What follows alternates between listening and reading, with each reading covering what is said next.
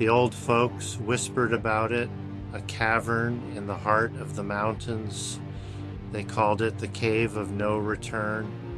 Children were warned to stay away.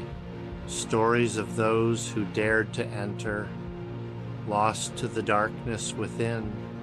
A campfire story to scare the young. They knew the truth in the whispers.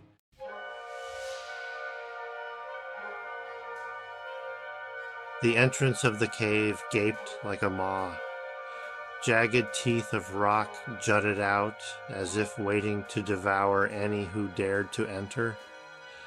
The air around it hung heavy and still, thick with the stench of damp earth and decay. Above, the sky swirled with storm clouds, casting an ominous shadow over the mountain. A lone crow circled overhead, its harsh cries echoing through the stillness, a harbinger of the darkness within. The cave seemed to pulsate, a living, breathing entity. Its darkness beckoned with promises of adventure, but whispered threats of unknown terrors. A place where fear and curiosity collided. It was a place of legend, a place of dread, the Cave of No Return, and it waited patiently for its next victim.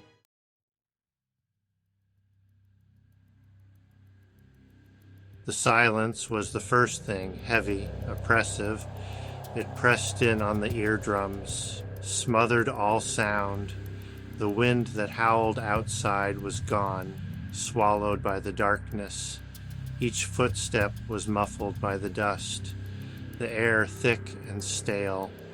The smell of damp earth filled the nostrils, a musty, ancient odor, like the breath of a tomb.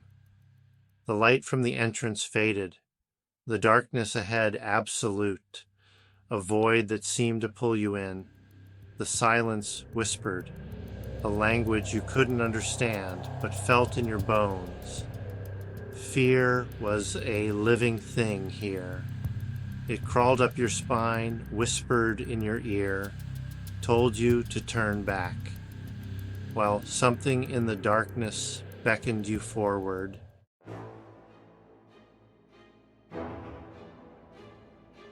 Deeper into the maw of the beast, the air grew heavy, laden with moisture and the unseen. Each breath was a struggle, as if the cave itself resisted your presence. The walls closed in, damp, cold rock, slick with moisture. Strange shapes seemed to writhe in the darkness, born of imagination and fear. The silence amplified every sound. A drip of water, the echo resonating like a drum beat. The scrape of a boot on stone. A symphony of fear, your own heart, a frantic drum in your chest. The darkness was a living thing. It wrapped around you, squeezed the air from your lungs, a taste of oblivion, the promise of the Cave of No Return.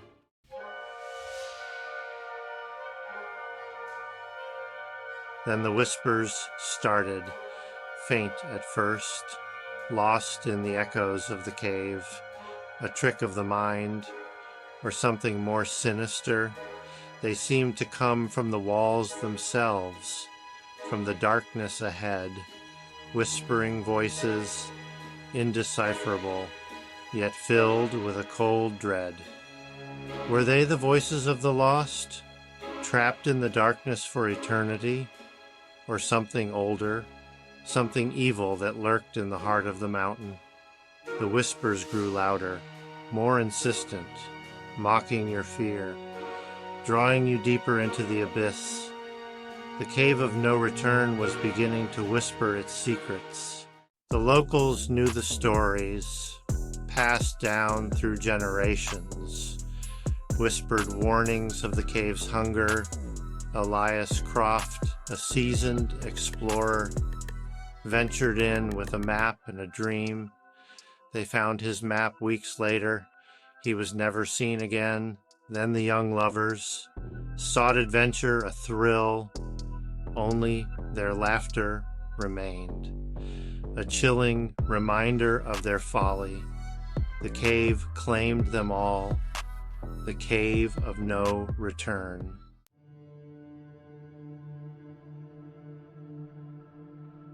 The most recent tale was freshest in memory. A miner named Jebediah, a man of the mountains, he knew the risks, but the lure of a new vein, it proved too strong. He ventured in alone, armed with only a pick and a lantern. Days turned to weeks. Jebediah was gone. The townsfolk searched, their hope dwindling with each passing hour. Then one day, a faint light, flickering from the cave's depths. A rescue party, hearts pounding with a mixture of fear and hope. They ventured in, following the ethereal glow. The light led them deep within the earth. The air grew thick, the silence oppressive.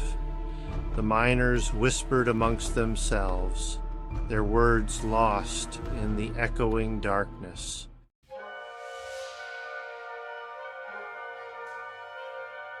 Section 3, The Howling Echo. They found Jebediah's lantern resting on a ledge, its flames sputtering, casting long shadows that danced on the cave walls. But Jebediah himself was nowhere to be found. Panic began to set in.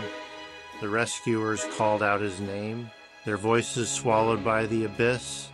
The only response, a chilling echo that seemed to mock their desperation. A fleeting glimpse of a figure in the darkness, tall and gaunt, with eyes that glowed an unnatural yellow. They fled the cave.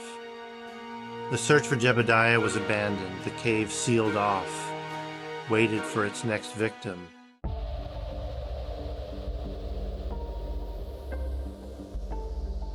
Section 1. The expedition begins. The team assembled at the foot of the mountain. Scientists, adventurers, a documentary crew, drawn by the mystery, the allure of the unknown. Blind to the warnings whispered on the wind.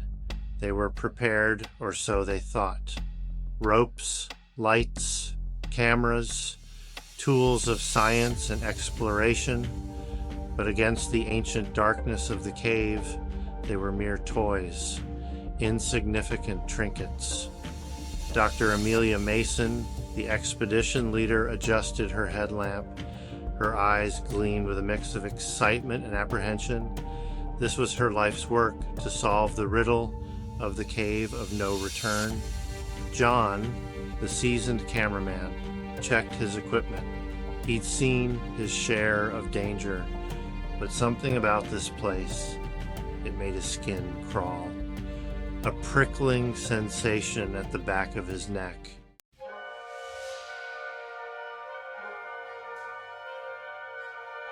Section 2, Deeper into darkness.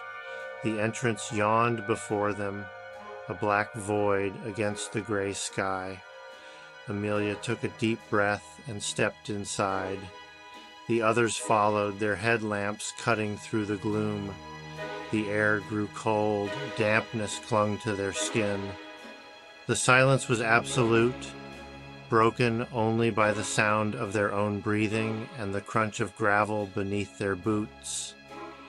As they ventured deeper, the darkness seemed to press in on them, a tangible presence.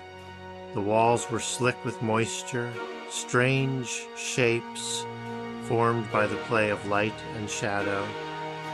John swore he saw movement out of the corner of his eye, a flicker of something dark and shapeless, but when he turned his head, there was nothing there, just the endless darkness.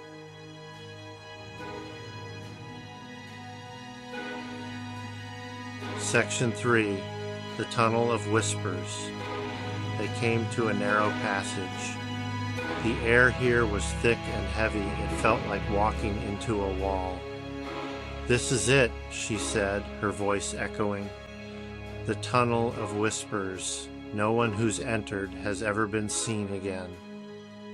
A faint whispering sound coming from the depths. The whispers grew louder as they moved forward. The air crackled with an unnatural energy. Amelia pressed on, her eyes fixed on the path ahead. John had a growing sense of dread.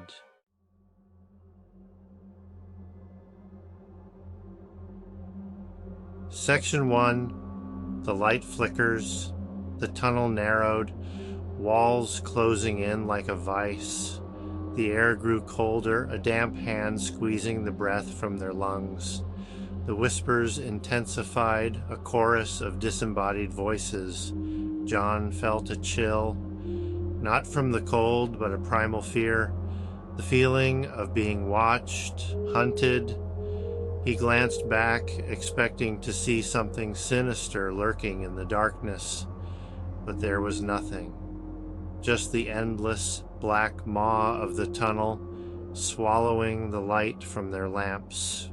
He shook his head, trying to rid himself of the feeling. It was just nerves. Then the light flickered. Amelia's headlamp sputtered, plunging the tunnel into momentary darkness. John's heart leaped into his throat. He fumbled for his own light, a cold sweat breaking out on his skin.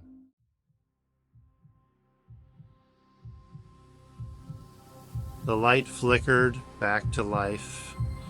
A collective sigh of relief swept through the group, but the feeling of unease lingered, amplified by the near total darkness they had just experienced. John noticed something. The shadows on the walls cast by their headlamps seemed to be moving, writhing, twisting, taking on grotesque shapes that defied the laws of physics. He blinked, trying to focus.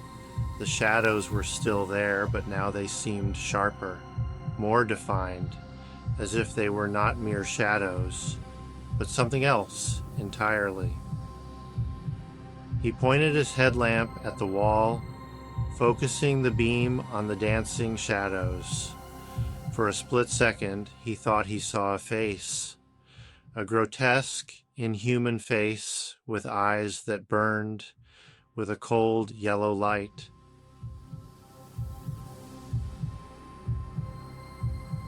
He stumbled back, bumping into Amelia. "Did you see that? The shadows..." Amelia frowned, shining her headlamp on the wall. "There's nothing there, John," she said, her voice calm, but with a tremor that betrayed her own growing unease. "But..." John began, but the words died in his throat. The tunnel had started to shake. Dust rained down from the ceiling. The whispers reached a fever pitch, a cacophony of sound that seemed to claw at their sanity. "We need to get out of here," Amelia shouted, her voice barely audible above the din. She turned and started back down the tunnel, the others scrambling to follow. But it was too late. The tunnel entrance, the only way out, had vanished. Sealed by a wall of solid rock, they were trapped.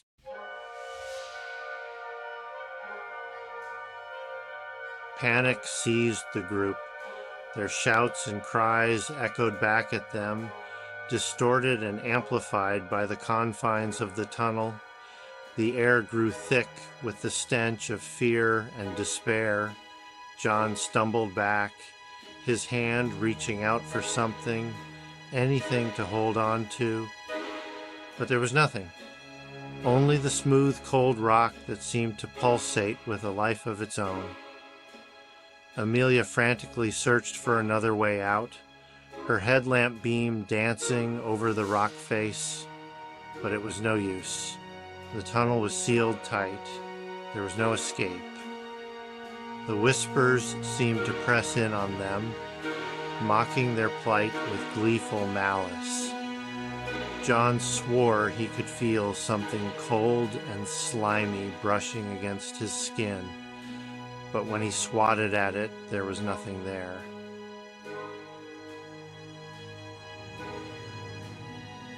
The light from Amelia's headlamp began to fade. The batteries, drained by the oppressive atmosphere of the cave, were finally giving out. One by one, the other lights flickered and died, plunging them into absolute darkness. John closed his eyes, but the darkness was all-encompassing, a suffocating blanket. The whispers were all around them now, a chorus of voices from the walls.